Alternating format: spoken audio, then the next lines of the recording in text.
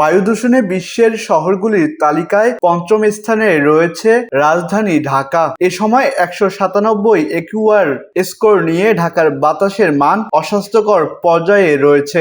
আজ সকাল 9:30টায় সুইজারল্যান্ড ভিত্তিক প্রতিষ্ঠান আইকিউ এয়ারের সূচক থেকে এসব তথ্য জানা গিয়েছে। এই সময় বায়ু দূষণের শীর্ষে রয়েছে রাজধানীর পল্লবীর ইস্টার্ন হাউজিং 276 এলাকা।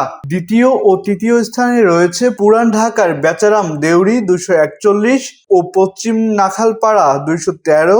তালিকায় চতুর্থ ও পঞ্চম স্থানে রয়েছে সাভারের হেমায়েতপুর 209 এবং মহাখালীর আইসিডিডি আরবি 204 নম্বর এলাকা।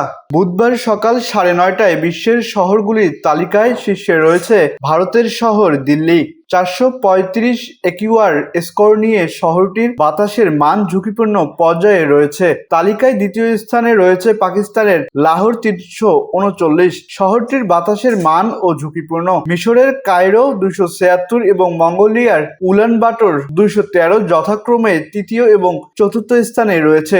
শহর দুটির বাতাসের মান খুবই অস্বাস্থ্যকর। সুইজারল্যান্ড ভিত্তিক বায়ুর মান পর্যবেক্ষণকারী সংস্থা আইকিউ এয়ার বায়ু দূষণের রিয়েল টাইম তথ্য সরবরাহ করে। আইকিউ এয়ার এর মানদণ্ড অনুযায়ী স্কোর 0 থেকে 50 এর মধ্যে থাকলে বায়ুর মান ভালো বলে বিবেচিত হয়। 51 থেকে 100 হলে মাঝারি বা সহনীয় ধরা হয়।